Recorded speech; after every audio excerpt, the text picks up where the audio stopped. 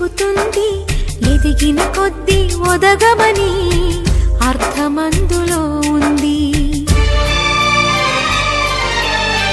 అపజయాలు కలిగిన చోటే గెలుపు పిలుపు వినిపిస్తుంది.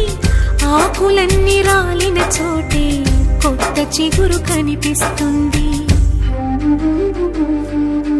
మౌనంగానే ఎదగమని మొక్క నీకు చెబుతుంది.